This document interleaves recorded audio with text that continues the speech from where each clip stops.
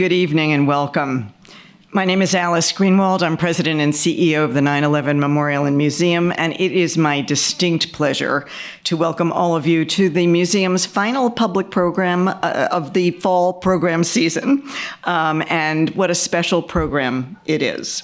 As always, we are delighted to see our museum members here with us, and we thank you for your support. We are deeply honored by the participation of tonight's speaker. I don't think he needs the introduction, but I'm going to do it anyway. Former U.S. Attorney for the Southern District of New York, Preet Bharara. In 2009, Bharara was nominated to become U.S. Attorney for the Southern District by President Barack Obama. He served in that post until March 2017. In that time, his office oversaw the investigation and litigation of cases involving terrorism, trafficking, fraud, cybercrime, public corruption, organized crime, and civil rights violations. As an advocate for trying terrorists in criminal courts rather than in military commissions, Bharara established the Terrorism and International Narcotics Unit. Its convictions have included Osama bin Laden's son-in-law, Sulaiman Abu Ghaith, and the Times Square bomber, Faisal Shahzad. Since 2017, Bharara has remained devoted to the cause of justice. He is a distinguished scholar in residence at New York University School of Law, and his recently published book, Doing Justice, A Prosecutor's Thoughts on Crime, Punishment, and the Rule of Law, is a New York Times bestseller. A beloved public figure, Bharara is also the host of Cafe's Stay Tuned with Preet, an extremely popular podcast, which explores and distills topics in the news through the lens of power, policy, and justice. On 9/11, Preet Bharara was an assistant U.S. attorney in the Southern District of New York. Having grown up in Monmouth County, New Jersey, and attended Columbia Law School, he already had a long-established set of ties to New York City. I don't know if he remembers this, but our paths would cross some years later, when I and a group of staff working to develop the museum's historical exhibition went to the offices of the SDNY to discuss the possibility of exhibiting materials that were still held in evidence for the 1993 World Trade Center bombing.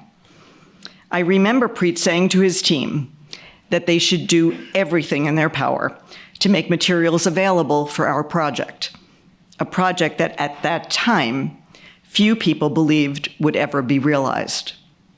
His endorsement and his support meant the world to us. I understood from that early meeting that this was a man who believed fiercely in the imperative of presenting the facts and in the power of truth to teach. Tonight, we are privileged to have him here to reflect on the impact of 9/11 on the criminal justice system and the challenges associated with prosecuting terrorism. Without further ado, I hope you'll join me in welcoming Preet Bharara in conversation with Executive Vice President and Deputy Director for Museum Programs, Clifford Shannon.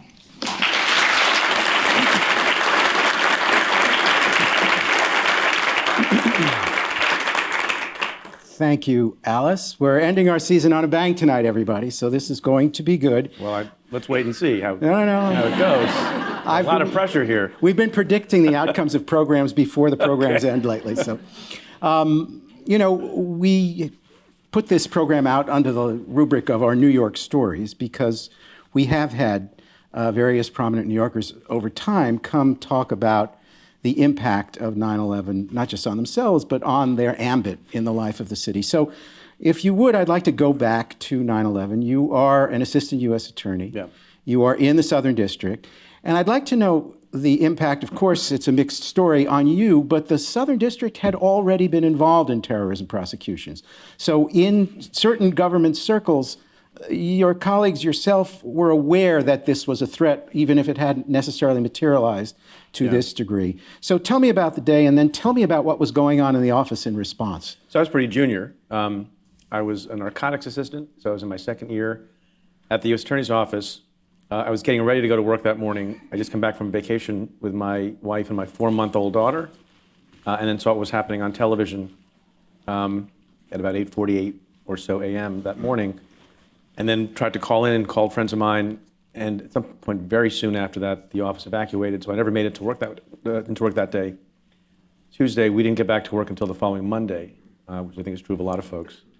The impact on me, like it is for so many people, was profound. I was already in a place where I was serving the public and making sure that you cared about public safety, and I didn't know what unit I was going to go to. So in the Southern District, you spend your first year typically in general crimes, and then you spend your second year typically in the narcotics unit, and then you graduate to a senior unit. And at the time, I think it was always a destination place to go, the 9th floor of that building, 1 St. Andrews Plaza, right next to police headquarters, which is where they had the terrorism and organized crime prosecutors. And I think I wanted to go there anyway, probably in part because I wanted to do LCN, La Cosa Nostra cases and organized crime cases. But then after 9/11 happened, then everybody wanted to be a terrorism prosecutor. Everybody wanted to serve in the way that you felt maybe had the most impact and could avert the worst harm, protecting the homeland. So it's a devastating thing for a lot of folks who are around here. So that also gave me, I think, the motivation to stay for as long as I could possibly do so, and stayed until everyone's very polite about my having left office. I was fired by the president, and I'm totally fine with that. I get to visit more with fine folks like you. So that's one of the things I think told me this is where I want to stay for as long as I can, because there's so much good to be done. I think it had enormous impact on New Yorkers, but I guess my particular angle on how it affected things was to be realized some years later, and I assume we'll get to it, but I'll just preview it now. When I became the United States Attorney, sort of a dream beyond my wildest dreams, in 2009, there was still this raging debate about what to do with the folks who were in Guantanamo Bay, Cuba, Khalid Sheikh Mohammed and others. And so then ensued, eight full years after the actual tragic event, how do you deal with this? How do you bring people to justice? And we'll get to that, I guess, in a little bit. We will get to that, yes. Yeah. But within the office, you had expertise. Was there a sense of something having been terribly missed, or was that not widely known enough? That was at the time. I don't think I had a full understanding. It was a bit above my pay grade. Mary Jo White, who was the U.S. attorney who hired me and who was the U.S. attorney on that day, launched into immediate action and pressed all the people on the 9th floor and then some additional folks into pursuing the investigation. A command center was set up, and everyone was just helping other folks around the clock to support the effort. Something that people may not appreciate. When I gave career talks, when I was a young assistant U.S. attorney, and tried to explain to people what the Southern District does, one of the things I would kind of brag about on behalf of my colleagues was you always want to be ahead of the curve. And on 9/11, the awful name of Osama bin Laden became a household name everywhere in the world, and he wasn't before that. And some people like to say nobody ever heard of him before. Well, we had. And I show the first page of the indictment from 1998, where the Southern District indicted bin Laden and a number of other folks in connection with the bombing of the embassies in Kenya and Tanzania. That was al-Qaeda. So al-Qaeda was very, very well known to our office, to the FBI that we worked with, the JTTF and others. And so I think, and also we had prosecuted the first World Trade Center bombing. Dave Kelly, who later became the acting U.S. attorney, was the principal prosecutor on that case. So we had a lot of expertise in terrorism cases, and in going forward and making the argument to get the opportunity to bring to account Khalid Sheikh Mohammed and others, we relied on the expertise from before and made the arguments to Eric Holder and others that we were in the spot where not only we understood how to prosecute terrorism cases, but also our judges were a little bit more knowledgeable and expert on those kinds of cases. And remember, one other thing, in the aftermath of 9/11, new laws were passed and new tools were given. Before that, it was kind of an act of, I think, legitimate creativity. You don't like to use the words creativity when you're talking about criminal prosecution, but sometimes the laws have not caught up with the crimes that are being committed and the awful acts of violence that are taking place.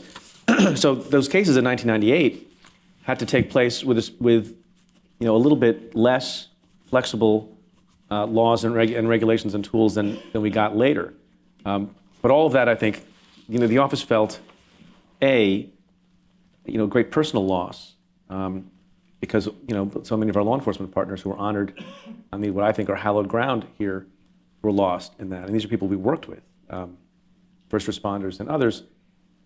And much of the FBI then became mobilized in the war on terror, and some other things were left behind a little bit. I think we started to do less, Italian organized crime cases because that wasn't as big a deal, and focused a lot more on prevention. So it changed a lot of things. It changed the priorities of the office. It changed how you thought about bringing prosecutions. It changed the orientation to prevention, not just figuring out who killed the people before. After the fact. After the fact. Yeah. And people don't think of assistant U.S. attorneys in that regard, but they're really important there also. And I would often say, just to further answer the question of how you train people in the office to deal with this kind of threat. I mean, it's different from cyber. It's different from corruption. It's different from fraud and Wall Street, bad action. You have to really anticipate in a way that folks think that just the agents are doing that, just the people at the Joint Terrorism Task Force, the FBI, and others. But a lot of the work that was done on the ninth floor, you never heard about. You never saw a newspaper headline because a threat comes in or a lead comes in over a weekend. And for 24 hours or 48 hours or 72 hours, I've got folks working with the FBI principally and NYPD who are chasing it down. And you don't know if it's a real threat or not. And maybe you thwart it, or maybe something happens somewhere else, or it happens in another country and the threat goes away, not by legal action, but by some other mechanism. And that's still heroic work that they do that nobody knows about. I mean, people know about it when you get a guy like Faisal Shahzad, who plants a bomb in the middle of Times Square, and then he's caught. But a lot of that work had to be done not just and by the way, chief respect and admiration and gratitude go to the law enforcement agents, the cops and the FBI agents and others. But the prosecutors are also there, because the cop can't go and get a wiretap by himself or herself, can't get bank records or phone records. You need the prosecutors to get judicial process to get a lot of those things. Plus, it seems to me, and we've spoken to any number of people who were involved from those early stages on, it seems to me that this was a war footing, which is, of course, entirely different from pre-9/11. You moved through the government, and I'm looking for the different perspectives you had on different aspects of the system. So you were working in the Senate for Senator Schumer on the Judiciary Committee, and then coming back as U.S. Attorney. But I'm interested in your perspective on the different ways that being in a war footing manifested itself in the different perspectives you had on what was going on inside the government. Well, it's a complicated question. We were talking about this last week when we were having a small discussion in anticipation of the program. Everyone has a different view about how you solve problems, right? And you have to be careful of that, just as a very general matter, right? If you're a prosecutor, your tendency is going to be, and you have to appreciate this bias, and maybe it's a good bias, and maybe you're right, but your tendency is going to be, well, the way we solve the problem and the way we deal with this is you prosecute. Right? If you are a civil litigator, you think, well, no, you sue and you do it through, monetary means. And if in the military, you think of things like this more in terms of acts of war. And if you're familiar with the military justice system, you think maybe that's what works best. And if you're in Congress, you think we should pass a law, right? Or we should pass an appropriation. And that's all fine. That's all good. There's a reason why people have those expertise. But you have to be careful. There's that famous phrase, right? If you're a hammer, everything looks like a nail. Right. But sometimes to build a house, you need other tools, right? Maybe it's a screw, and you can't really use a hammer on a screw in the same effective way to build your house, or whatever tortured metaphor I'm spending too much time on. So when I was a prosecutor, and then again when I returned to it, although then I had multiple perspectives, you think, well, obviously we know best. This is the best way to do it. But the reason for that sometimes is because that's all you know. Then I went to the Senate from 2005 to 2009 on the Judiciary Committee, and then you start to see from the perspective of members of the Senate and also people you work with in the House, how they look at it. And they're a lot more policy-driven. And then you also see what the political overlay on some of this stuff is. And then you see, well, and we'll get into some of this, I guess, as well, there are different perspectives on the right way to prosecute an act of terror / act of war like this when you're not dealing with a nation state. It's complicated and confusing. There are different perspectives. I mean, I have a particular one, but there are different perspectives on the right way to interrogate someone and what the limitations are. And sometimes what you think about that depends on what your background is, and what state you're from, and what the politics of that issue are. Whether it's enhanced interrogation / torture or not. There are different views and perspectives. And I got this from multiple vantage points, as you point out, as a line assistant. I guess first as a law student, where you learn about Miranda, for example, and whether that's a good thing or a bad thing, and you just understand it to be as a law student, well, that's the law.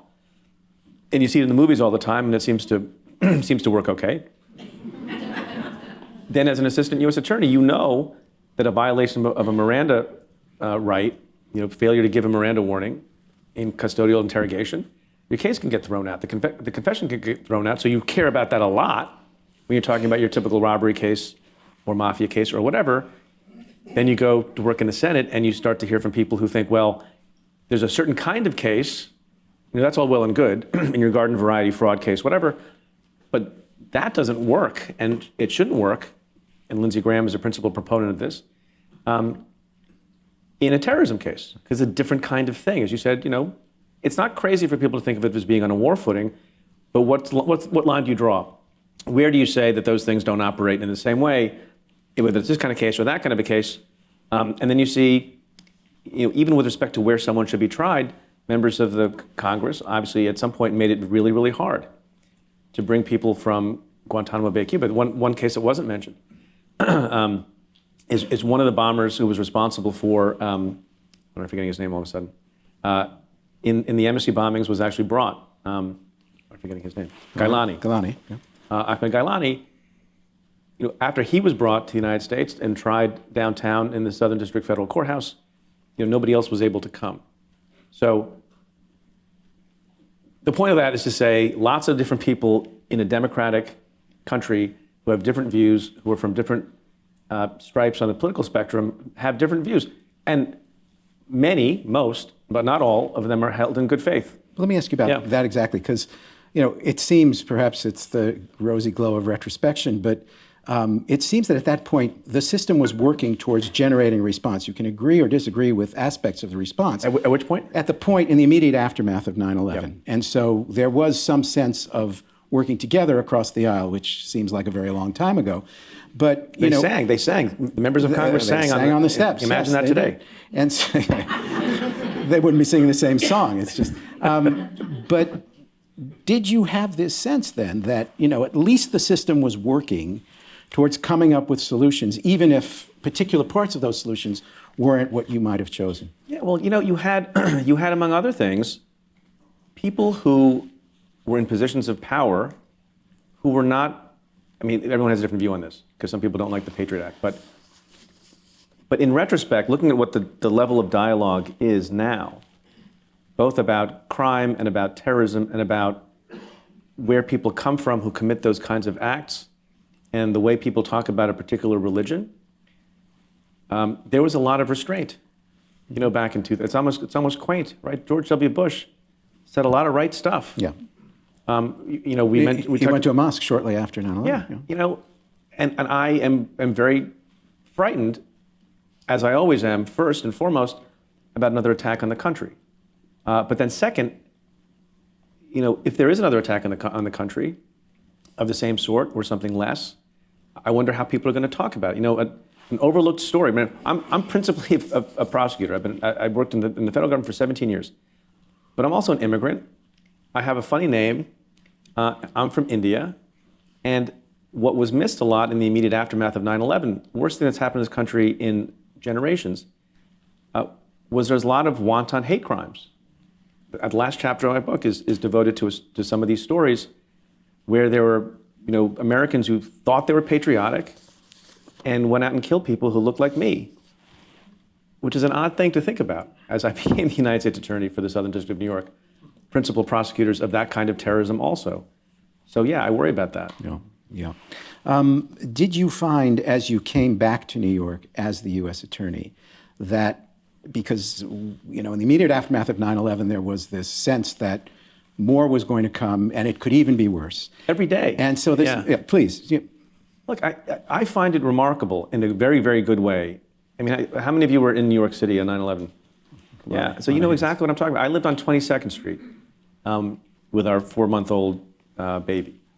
And And people forget this who didn't live through it. Here, I think, obviously it was a great tragedy and lots of harm, psychic harm to lots of people all over the country because it was an attack on the country. But man, you remember, so the towers fall within a short period of time that Tuesday morning.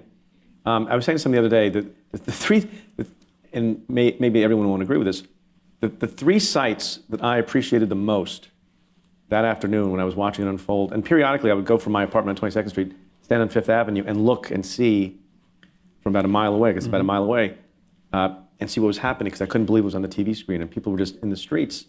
Went back because I had a baby.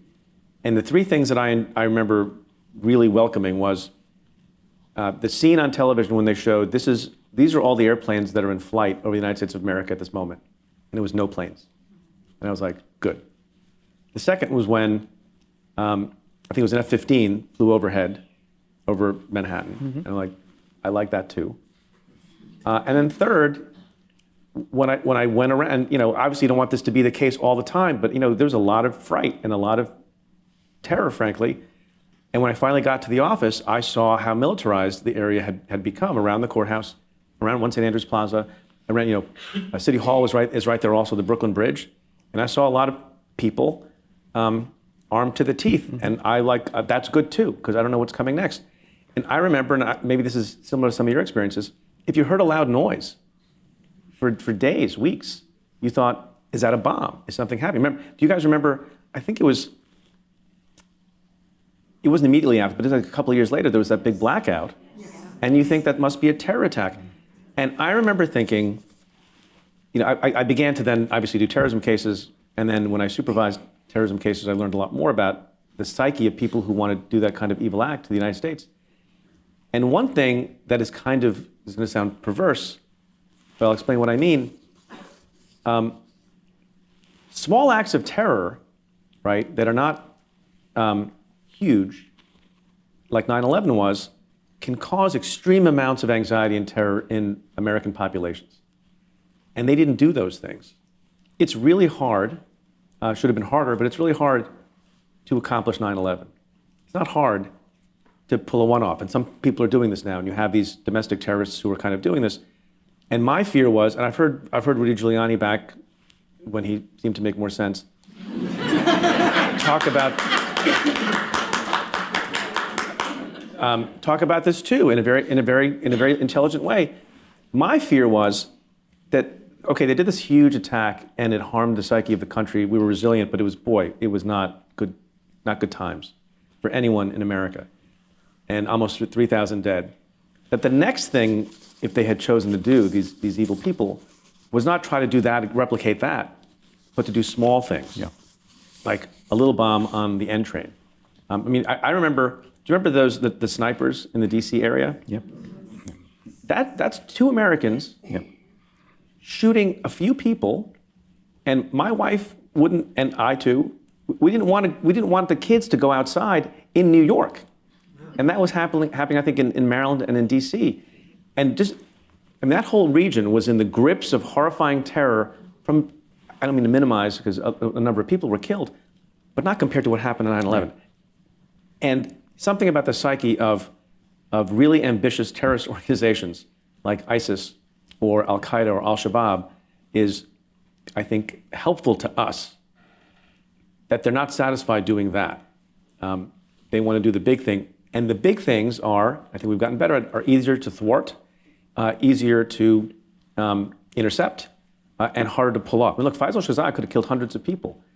He wasn't so competent. And one of the reasons he wasn't able to kill hundreds and hundreds of people was he knew there are all these ways in which he could get caught. So he had to use substitute materials. He had to go buy the things from different places. He had to be very careful about how he learned about how to make the bomb. And all those things made him a less good bomb maker. Let's come to Faisal Shahzad, because by now you are the U.S. attorney.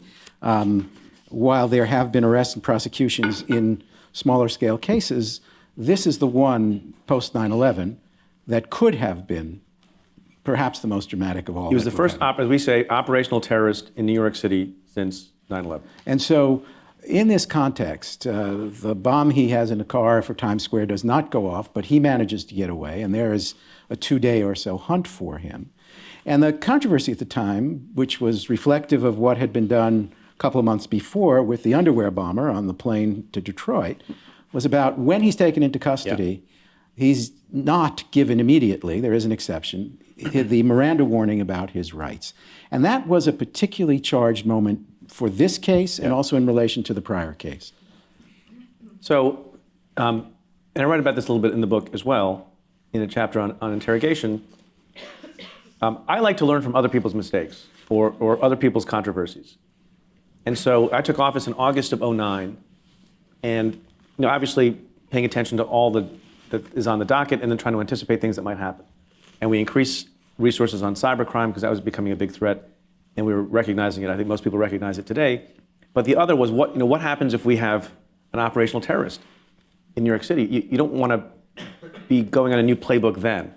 Who calls who, what's the protocol, et cetera, et cetera. And we sort of generally talked about it. And then in the case you refer to, Abdul Muttalib, who was the so-called underwear bomber, who was flying into Detroit, and luckily he failed as well, that sparked on Christmas Day, 2009. And that sparked a huge controversy because it was believed that he was Mirandized too quickly. And they weren't able to get good actionable intelligence from him. And so look, there's a legitimate debate and clash of two principles, both of which, if people hold them in good faith, I appreciate the debate. And on the one hand, is you want to preserve someone's rights, but not just that, you want to be able to preserve your conviction, because depending on how much evidence you have, sometimes it's the confession itself, if properly Mirandized, that allows you to hold that person accountable, take them off the street so they can't kill anyone else again. So that's actually not just some sort of moral or symbolic value, that's a pragmatic value. You want to put the guy away. And you don't want to jeopardize that by violating that principle. I think those views are held in good faith. On the other hand, that's not the only thing you're concerned with. If a guy's got 3 accomplices who are waiting in a safe house somewhere, who upon that person's arrest are going to blow up a town, well then it doesn't, a nicety like a Miranda warning shouldn't stop you from getting that information. So huge controversy in the Congress and everything else. And I think when we get to this, if we get to it, I think that case that was in the middle of the pendency of our being able to try in a civilian court Khalid Sheikh Mohammed and his 4 co-defendants, I think that is what sort of turned the tide on whether or not it should be civilian justice or military-style justice in a tribunal at Gitmo. And so, without passing any judgment on what happened with Abdul Muttalib, we had a conversation, we had multiple meetings in the office about what would we do. And we came up with an understanding that if we caught someone like Abdul Muttalib or someone else, that we would be aggressive in not Mirandizing, which was completely legitimate under a particular exception to the Miranda rule, under a Supreme Court case called Quarles, which we had everyone in the terrorism unit read and understand and train people on, that for exigent circumstances like that, for can't go too extreme about it, for a period of time, you can question someone, even in custody, to find out if other people are going to get killed. And we would be aggressive in that use. Lo and behold, May 1st of that year, some months after we started having these conversations, we have Faisal Shahzad in custody. 53 hours after he set the bomb to go. This is a mildly embarrassing story. He was caught on a plane getting ready to fly to the Mideast. They had to pull the plane back. He almost got away with it. And he's in custody. And I called the Attorney General that night when he was in custody and said, here's our understanding of the law. Here's how aggressive we're going to be. You also have to do an analysis of how strong you think the case is. Do you need the confession? And based on a lot of things, we thought we had a lot connecting him to the car. So we weren't that concerned about, needing the confession to hold him accountable and put him away. And then we were going to be aggressive about it. And then I get a call, as I describe in the book. I get a call at some point, sooner than I thought I was going to get the call, was that the agent on the scene, when he was taken into custody, Mirandized him more quickly than anyone had anticipated, and he had been directed, and then he was continuing to talk. And then Faisal Shahzad began to cooperate and talk, I think for like 9 days. Hour after hour after hour, giving up information. So what lesson do you learn from that? Because it's complicated. And the lesson I think you learn is, if done right, and if you trust the instincts of the cop or the agent. In this case, I think it was a detective, NYPD, working on the task force. If you trust their understanding of how you interrogate someone, and you understand the principles of interrogation that are unlike what people think they know from watching television and the movies, that you don't punch people, you don't shoot off a pinky, you don't threaten to steal their children. You actually use rapport and offer them food and generosity. And an example after example after example, both in my book and throughout history, notwithstanding the movies, that's to get people to talk. And something about the way I've described it, it's a little bit politically incorrect. It's like, if you've done it 1,000 times, you know there's a moment where giving a Miranda warning is like offering someone a cup of water or offering them a sandwich. That it's showing a certain amount of respect and trying to get them to trust you.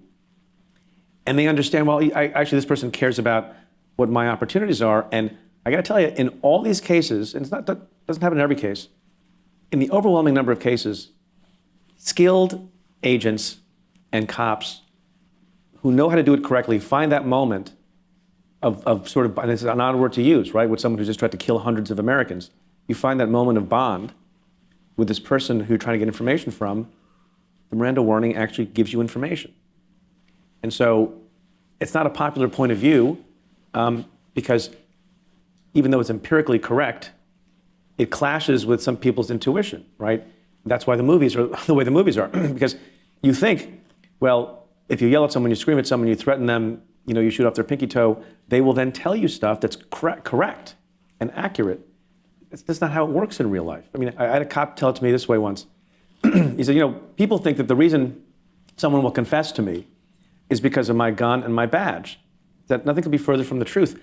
When I have somebody I'm trying to get information from, I try to get them to forget my gun and forget my badge and think I'm just another guy who actually cares about them and is going to be honest with them and is going to treat them with respect, even if they've killed people, because that's my job. I'll give you just another quick story.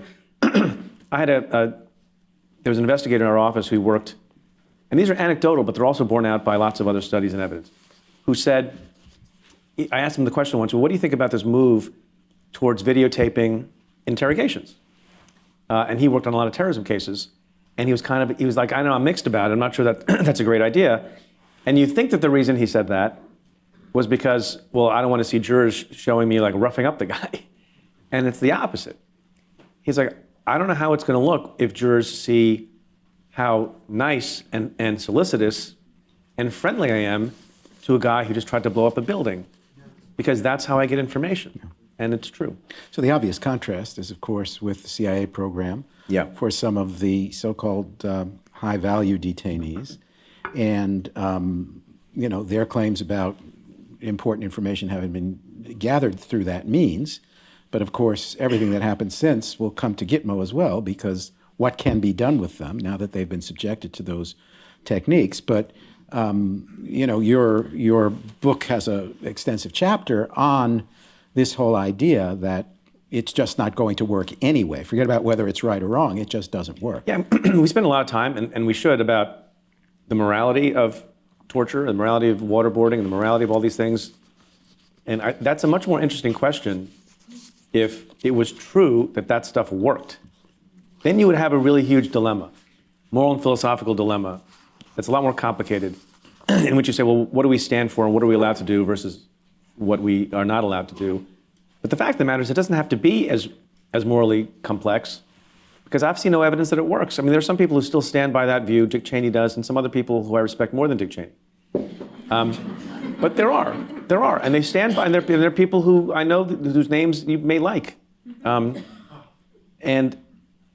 But there's this movie that just came out, that's a special podcast episode on the themes of it, The Report. The Report, yeah. Right, it's about, the Senate Intel committee headed by Dianne Feinstein, and her staffer tried to make public all these findings about the use of enhanced interrogation techniques and whether it worked and whether it didn't work. And all the rational analysis that I've seen shows that they don't work. And then they cause, as you briefly alluded to, they causes a secondary problem of now you're going to try to hold them accountable in some regular court of law, whether it's a military commission or it's an Article III court. You have this taint of the waterboarding, which is kind of awkward. And the law provides, and people have disputes about this. This is the basis of some of the disputes and legal arguments and fights in Gitmo. Okay, well, I know we waterboarded the guy 183 times, and he gave us not much. But then we had a period of time, an interval, and then we had FBI agents go and were nice to him and offered him cupcakes, and then we asked a lot of questions, and he said some of the same stuff. We should be able to use that second set of statements. There are arguments against being able to do that. We've always argued aggressively that we can. So A, it doesn't work.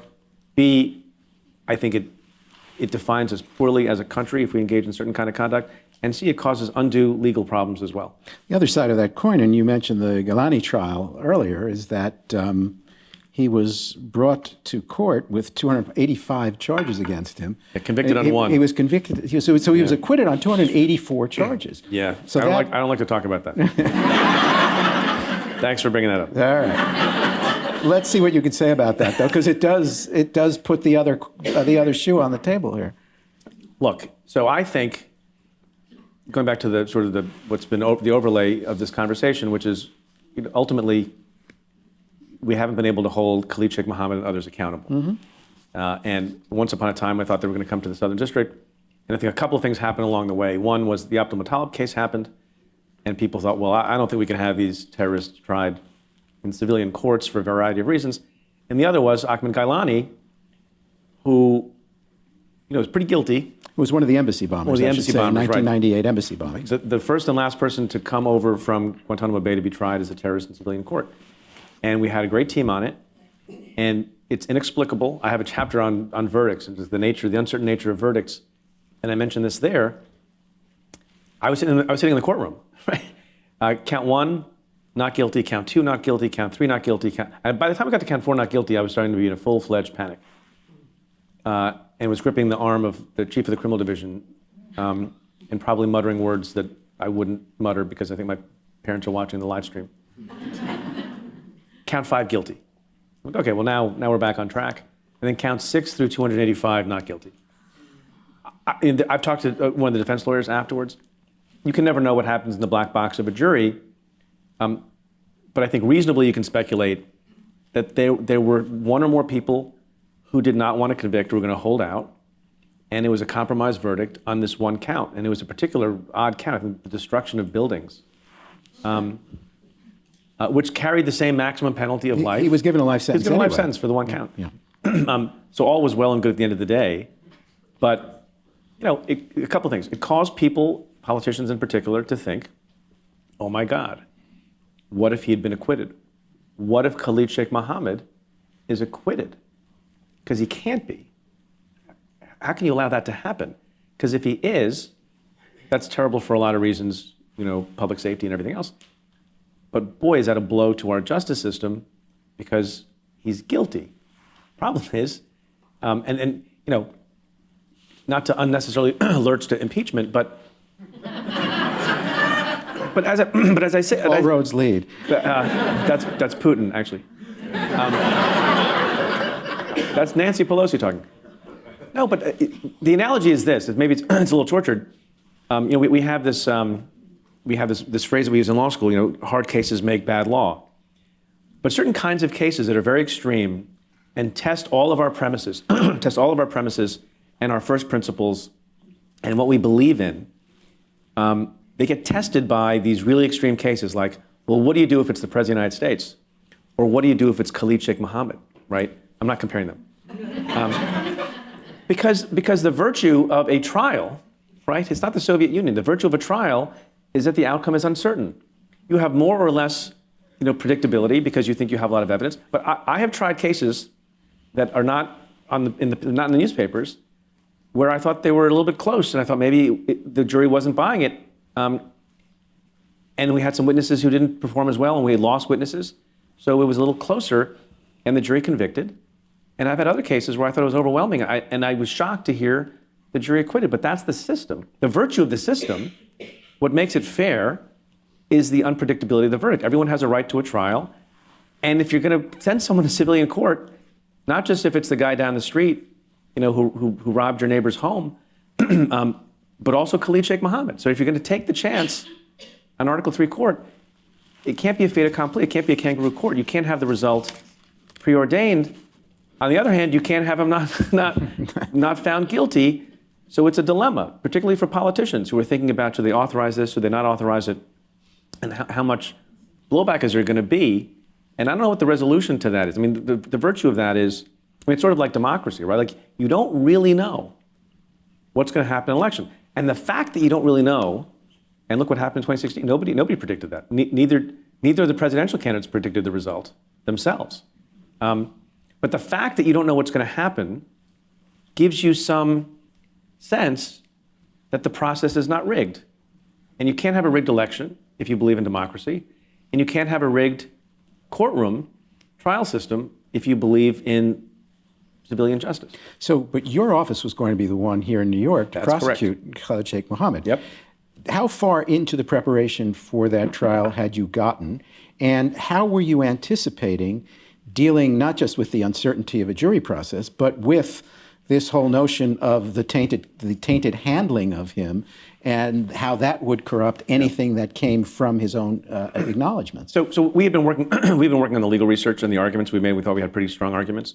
And that was part of actually the the debate with the Attorney General. So I got confirmed and then sworn in on August 13th of 2009, and my predecessor Lev Dassin was already in the process of making the argument to the Attorney General that the case should be done in Article III court, and in particular here in the Southern District of New York.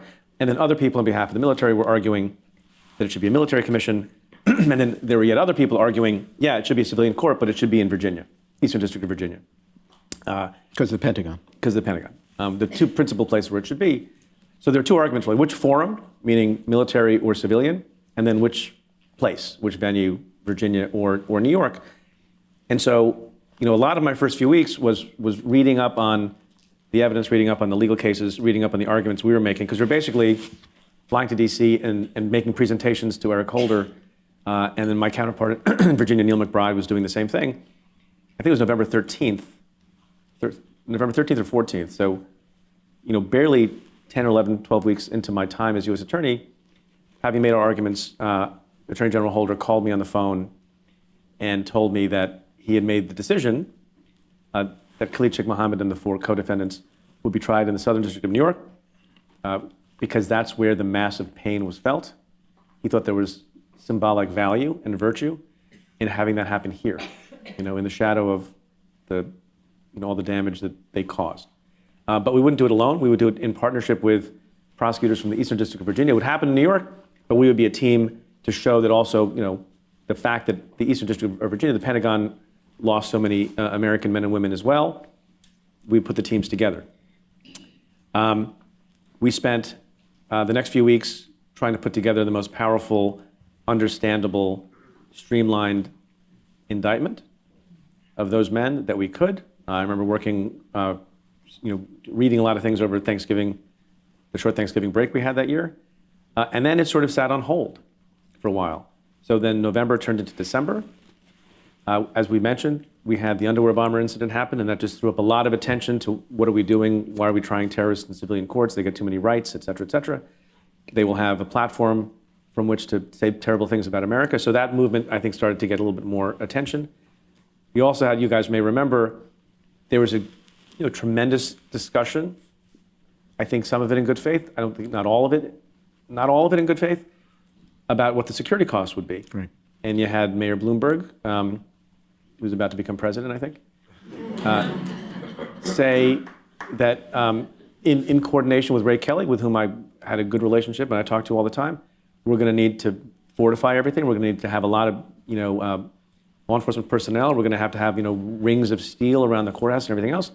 And the price tag that was mentioned was a really, really high number. And I think that was largely in good faith, but I think people just started to get some cold feet. Because I think it wasn't the price tag. It goes a little bit to this idea of what would happen if there was an acquittal, right? You have the trial, NYPD and JTTF are the best. Probably nothing will happen, but oh my God, what if something does? Right. In this hugest trial ever. And and it just sort of delayed because I think nobody wanted to pull the trigger because you actually couldn't bring. So in the interim, between all these debates about what terrorists you could try in a civilian court and what you do with the people at Gitmo, the Congress passed a law that basically said you're not allowed to bring someone from Guantanamo Bay to be tried in the United States without providing all sorts of notifications to the Congress, which starts a clock running. They could presumably block it. So there were all these procedural obstacles put in place, and then it sort of languished for a long time. I mean, we not only made legal preparations, we actually made jail accommodations ready. I mean, Eric Holder came up, and with the chief judge, Loretta Preska, and I, and a bunch of other folks, and the U.S. Marshal at the time, we actually saw the cell that was designated to be Khalid Sheikh Mohammed's cell at the much more infamous MCC, where Jeffrey Epstein was recently. And he never occupied that cell because he never came. So fast forward to today, so it's 9 years plus since then. Nothing's happened. Nothing's happened. The announcement is January 2021. Yeah. What is your view of the likelihood of him being tried? Is this coming to an actual trial? I haven't, since I left office, I haven't followed super closely the particular legal challenges that are happening now and what other things might delay it further. I don't have a lot of confidence. I mean, if we had tried KSM and company and it would have been challenging. It would have been challenging for a lot of reasons, and it would have been difficult. And a lot of people would have, I think, complained about it. But sitting right now, this conversation we're having, that would have been 8 years in the rearview mirror, whatever happened there. And I think it would have gone properly. And at the time, I wasn't very critical of the decision. Obviously, I'm a hammer and I see things as a nail, and we thought federal prosecutors, this is what we do. And because I think it was proper for me to sort of raise a ruckus, the decision was above my pay grade, and I thought the best argument we could make in favor of people understanding that that was not the best decision, for that to have to be rolled back, was to quietly go on and do our terrorism cases, in case after case after case, successfully and appropriately, bring people who were guilty of material support of terrorism and all these designated terrorist organizations, bring them to justice year after year after year, and we did a lot of them. None of them on the scale of KSM, of course. But that just proves the resilience. Is an example of that. I mean, big cases. And other districts have been doing them too because they've been subject to threat and attack. And then now looking back, literally 10 years later, the better course would have been to go the way the original decision said. Well, the system seems to be processing, just from today's New York Times, Dallas man gets 30 years for recruiting for ISIS through app. More recently, Bronx man sentenced for providing material support for ISIS. Hezbollah operative sentenced to 40 years. In Virginia, man indicted for attempting to provide material support to ISIS. So these cases are happening, perhaps not within the media's attention, but they are happening across the country. Yeah. Look, I just going back to the same point again, I really do think it's not a satisfactory analysis, really. But you have a system, it works, it's rigorous, it makes sense, we believe in it, right? And then you have the extreme case, right? Like, I sometimes ask people the question, I would test people when we had our discussions to see how far they're willing to go, right? I mean, there's nothing different about trying KSM in civilian court than trying any of these other people, except that KSM is a rank above, right? And it's 9/11. It's not a failed attack in Times Square. That has no legal significance.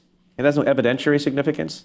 It has a significance kind of here to people, and that matters. I mean, I'm a lawyer, and I believe in following the law and interpreting the law, but this stuff matters too, right? Because the purpose of the law is to vindicate, as Judge Rakoff from my court used to say, people's cosmic sense of justice. And it sounds like an outlandish thing, but it's a real thing, right? Punishment has to fit the crime, has to feel like it fits the crime. And so the test I would sometimes offer when people would say, well, it's BS, like we should just try them here like we try everything else. I said, would you have the same view, or would you have any additional pause if we're not talking about KSM, now we're talking about Osama bin Laden himself, right? And, there are a few figures in history, they're not a garden variety criminal defendant. And even if you believe in civilian court, and I do, over military commission, but you have to concede that these are different order things. Hitler, bin Laden, it's different. And I am willing to accept and respect the arguments of people, even though I don't agree at the end of the day. I'm willing to accept and respect the arguments of people who say bin Laden is different, KSM is different, and you can't afford a loss of a particular kind when you're talking about people like that. Yeah. I mean, how are Americans going to feel? So it's complicated. I mean, the point of all this is to say, all this stuff is not so clear.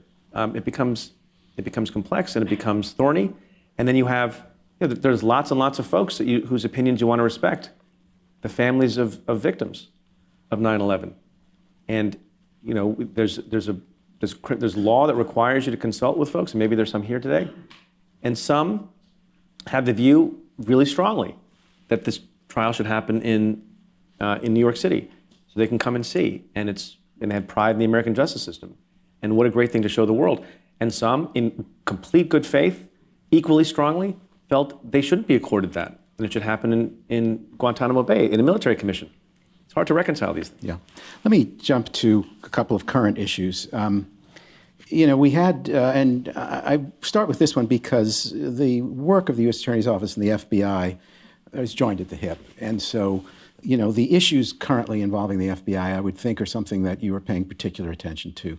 So that the FBI Inspector General report, which has just come out, and there was testimony in Congress yesterday, the explanation of this, which essentially supports the broader claims of the Bureau that there was legitimate reason to open this investigation into the Trump campaign, but that also is highly critical of some of the procedures of individual FBI agents and some of their supervisors and lawyers in terms of the handling of particularly the FISA applications for Carter Page. So, it gives ammunition, if you will, to both sides, and we all know how polarized things are right now, but where do you see the FBI as an institution at this point in time and the pressure it has come under from the man who is supposed to be the leader or the ultimate authority in relation to the FBI? Are you talking about Chris Wray or Donald Trump? Well, Donald Trump is who I was speaking of. Look, I think it's tough times for law enforcement. That report, highly anticipated. By the way, the Inspector General, point of personal pride, is Michael Horowitz, also an alum of the Southern District of New York. We're everywhere. And yeah, look, the bottom line is the bottom line, as you said, right? But there's this terrible discussion of 17 significant errors, and maybe that's a euphemism for something worse, that shouldn't have happened. Now, there are some people who say, we should eliminate FISA. I think that doesn't make a lot of sense. It's going to take us back to a well before 9/11 footing. It's a good tool. It helps keep Americans safe, but it has to be the rules have to be respected, and you can't make mistakes like this. So that's terrible and awful. What makes it worse, though, is you have people with huge megaphones, including the big guy who you mentioned, who, not in good faith, I use the word good faith a lot because I think it's a meaningful concept, who doesn't say in good faith, well, there's bad things happening in the FBI. It seems to be all out of personal disdain and retaliation because he has felt victimized in a particular way. Now, he was not victimized. I mean, the top line, summary of the report is that he wasn't spied on, and there was no bias in the opening of the investigation. And if you ask me, and I wasn't involved in that, the information they got at the outset was, I think it would have been malpractice not to open up an investigation. And the proof that no one was trying to derail the election, it's like the most obvious point that people make, but maybe it doesn't get made enough. It's not to excuse any of these mistakes and errors and worse that happened, and the changing of an email by a junior lawyer, all terrible. And people should be held accountable in the strongest way, whatever is appropriate based on a disciplinary system. But they kept that secret. That investigation was kept secret. And clearly knowing that it wasn't going to be resolved before the election, and the investigation that wasn't kept secret was the other one. And the disclosure that was made that maybe put Donald Trump in the White House was a disclosure made about the other investigation. So I don't fully get, again, this is another example of, it's your theme here. You can have issues and quarrels about FISA. And, secret courts are a complicated thing in America. And when you have an ex parte provision, which means that the government lawyers go and there's no opposing lawyer, you have to be really careful. You have to have good safeguards. And that's all good, fine, legitimate, American, patriotic discussion and debate.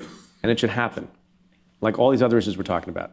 The problem is when it becomes politicized, and there's a person that you like if you're one of 60 million, or a person that you don't like, or you don't like him if you're one of the other 60 or 70 million people, then you've made your decision about whether it's good or bad based on who you're rooting for, rather than on whether it's good policy or good law. I mean, I've often commented on this lock him up, lock her up. There's always people yelling lock her up who mostly were saying lock her up, I think, had no understanding what the law was, couldn't name the statute, hadn't seen the evidence, saying lock her up because people feel very strongly in this country about who should lead it. And that's nothing wrong with that. And then there's all sorts of people yelling, long ago, before we saw one page of the Mueller report about Trump, lock him up. Hadn't looked at the law, hadn't seen the facts, hadn't waited, and because they feel strongly about him in the other direction. And I think that's unfortunate. So reflect, if you would, a little bit on sort of the response of institutions to this kind of strain, both within the society across the board, because the society itself is polarized, but also under the pressure of the ostensible leaders of the institutions and the system itself. You're familiar with these places. What do you know, or what do you feel about the way they are responding to this pressure? Are they cracking? So it depends on which institution you're talking about. So I think the press, a pillar of American democracy outside of the government, right, the fourth estate, I think is doing pretty well. I think you're seeing some of the best reporting. I think because members of the press know, and no one's perfect, right? Maybe many of you, but most people are not perfect. They know that a mistake that is adverse to the president will be weaponized against them, right? Adam Schiff knows that when he misspeaks somewhere. You got to be on your game because the person about whom you're writing is going to kill you with the slightest mistake. Even if you apologize for it, even if you give an explanation for it, even if you fire the person who did it, which is, by the way, something that the President of the United States never does, right? People make mistakes, and the key is, do you own up to it or not? So I think people are trying to do well. Are there problems with the press? Yes. I mean, the press is a mixed bag in a lot of different places, but I think overall it is what keeps democracy alive, and it's good, and they're, I think, doing a decent job in the face, by the way, of a lot of antagonism and attack. Then you have the courts. The federal courts, I think, are doing pretty well. Put aside what you think about, who the president is nominating. That's a different issue. But on the integrity and independence of the courts, I feel pretty good about it, generally. And that is because the founders are very smart, and they made federal judges immune from political pressure in a way by giving them life tenure. So there's a difference, right? If you're a judge and you piss off the president, you still have your job because you have life tenure. If you're a U.S. attorney and you piss off the president, you get a podcast. So it's a totally different, very different kind of arc. Which amendment is that in the Constitution? It's like a requirement now. If you're a former government official, you must have a podcast. Congress is a mixed bag. I think Congress has fallen down on its job, but it's the most political branch, and so people will vote their conscience or not if there's a Senate trial, based, I think, a little bit on whether they think they're going to be retaliated against by the president or by the supporters of the president. What about the Justice Department? So the Justice Department is the one I'm most concerned about. Yeah. Because the Justice Department and all these things that I find to be terrible and worrisome are not laws. They're not mandated by law, right? It's actually, this whole business with Ukraine, I sometimes try to make the analogy a simpler one. And people can debate, is it impeachable, is it extortion, is it bribery? I just want more people to admit that it was bad. It was bad. And the example I give is, whether it's a violation of law or not, and people may know that, the President of the United States tried calling me when he was the president. I didn't take the call, and I got fired the next day. And even though it's the best job I've ever had, I've never been prouder of not returning a call in my life. If the President of the United States, whether or not Jeff Bezos has committed a crime, whether or not some politician has done something, whether or not Nancy Pelosi has committed a crime, and you call the person who serves at your will, and you say, hey, I want you to investigate Nancy Pelosi, right? And then you call up, the New York U.S. Attorney, say, I want you to investigate Chuck Schumer. And then you call up, in another part of California, I want you to investigate Adam Schiff. And you started doing that as a President of the United States, even though you're technically the head of law enforcement, you're the President of the United States. That is bad. That is bad. It's unethical. It's immoral. It's an abuse of power. You keep that's what you do in the Soviet Union, right? Where you have the power to order people to investigate your enemies. And when I give that example, I've never heard anyone come back at me, support the president or otherwise. I did one time actually, and then I stopped talking to that guy. No, the president can do that. I'm like, yeah, the president can do. The president can also nuke Canada. But I think people would have some issue with it, right? So, the president of the United States, in a lot of ways, has violated these norms that no one has thought to violate before. People have come close, and it's not to say that the presidents before have been perfect, or attorneys general have been perfect. But it worries me. What gives me some faith and confidence, I think Chris Wray is not taking the bait. I don't feel like he feels the need he should launder talking points for the president, like some other people do. Has had the right, contrite kind of reaction to this IG report. So look, there are a lot of problems. I'm rolling out 40 reforms. I take it very seriously, but I'm proud of the men and women of the FBI. We're still the best, I'm paraphrasing, a fine law enforcement agency. We need to do a better job. And agreed with and respected the basic findings of the IG report, as opposed to some people who cherry pick. Like, well, I like this, I don't like that. Reference to the Attorney General? Perhaps. Perhaps. Let's see if anybody in the audience can ask a question that gets more than a perhaps. Gentleman over there, please wait for the microphone.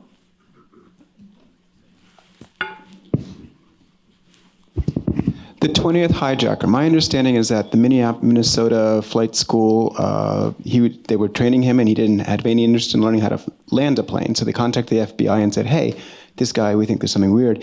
And then the FBI agent came in and said, yeah, this hijacker or this person seems a little suspicious, but the FBI in Washington wouldn't let them actually look at the computer. And had they looked at the computer, they would have known that 9/11 was happening. Is that true? And how would that not happen today?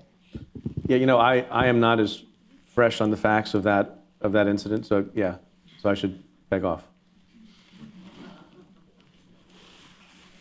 We'll wait for a mic, please. Yep.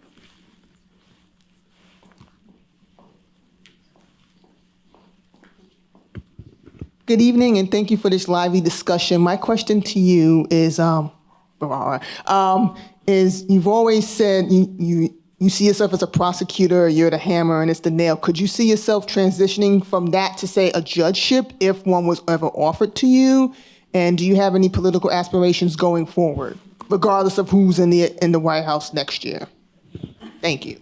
So, thank you for the question. So I don't want to be a judge, and I say in the book, it's maybe surprising, because the hardest thing a judge has to do is to figure out how many days, weeks, months, or years you separate a human being from their liberty. And even though as a prosecutor, obviously you make sentencing recommendations, I don't know how I go to work every day and decide how much liberty am I going to take away from you. It needs to be done. We need people to do that. Not my cup of tea to do that. I also think I'd be a little bored sitting in robes every day. I like to come to work with an agenda. And that's what I did when I was the U.S. Attorney, an agenda of how are we going to drop crime? How are we going to keep the city safe and the country safe? How are we going to get people their money back if they've been victims? And active and leading in a particular way. Being a judge requires passivity. I'm not such a passive person. So if you become a judge, I think the appropriate way to be a judge is you then suppress any agenda you have. Or what some judges do is they don't suppress it and then they become bad judges. They become a certain kind of activist judge. And I don't want to be that kind of judge. And then also there's the sentencing thing. On politics, I've often said I have no plans to join politics in the same way I have no plans to join the circus, and I mean no offense to the circus. I have a lot of peeves, so I don't want to have to call all of you up every day and ask you for money. Doesn't seem fun to me. I served a great politician, the senior senator from New York, Charles Schumer, for 4.5 years. I vote. I follow politics very closely. I talk about it on the podcast. We need really good people to serve in office, and if they're willing to endure hordes of crap and invective and character assassination and privacy invasion and the humiliation of begging for dollars, then God bless you and I love you, and we need people like that. I'm not at this moment inclined to do those things. things may change. I mean, like I thought briefly, and I've talked about this publicly, when there was a departure in the Attorney General position in New York. I had only been a few months back in the private world. I thought for a week or two about running for that because it seemed most similar to what I was doing before. There's some purity to the job. It's not a pure political job. It shouldn't be a pure political job. It's a law enforcement job. It's a justice job. But I just wasn't ready to do that campaign thing. Maybe sometime in the future, but not at the moment. Other questions? Gentleman all the way in the back there.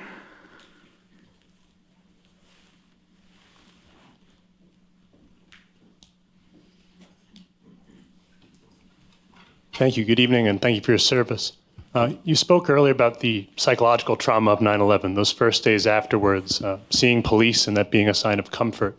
And yet, when the trial, Khalid Sheikh Mohammed and his associates came forward, that was actually an obstacle, potentially, those security costs, to the trial. Hours after the Chelsea bombing, people are going to restaurants, in Chelsea. Hours after the vehicle ramming attack in New York, people are going to the Halloween parade. After the attempted suicide bombing in Times Square, people go through the subway corridors. How can you speak about the topics of resilience in America regarding terrorism in the last 19 years and how we've collectively been able to respond to that psychological trauma? Thanks. I mean, that's a question that I don't think I'm qualified to opine on, but you're exactly right. Look, I remember on 9/11,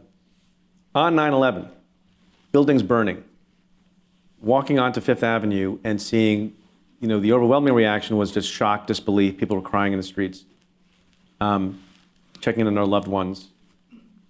I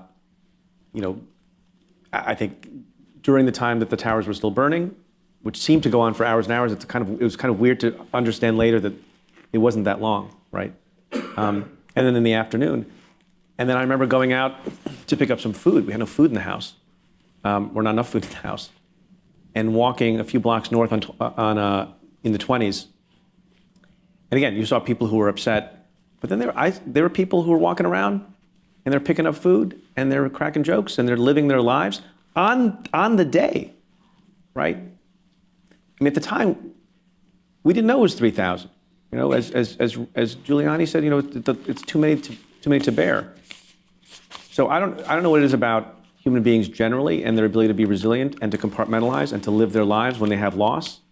Because people experience loss all the time, right? You experience the loss of a child. I've had good friends who experienced tremendous loss, and you have to figure out ways to live. We talk about the resiliency of communities after 9/11 because that was a communally experienced loss. It's not just one person in your family, but all sorts of people in your community, and everybody knew somebody. And I think there's something special about New Yorkers, maybe, and maybe you just get used to things over time. I don't know. I think it's a good quality, the resilience, but it's a harder question than I can really address. Well, I think it's clear that we could go on for a lot longer, but we're not going to. I do want to make my general reminder. Many of you are members of the museum, but some of you are not. And I would ask you to think about it on your way out. Maybe stop at the table and join, because it supports programs like this. And this is the end of our season. And as I thought we were ending with a bang, and so we did. So please join me in thanking Preet Bharara.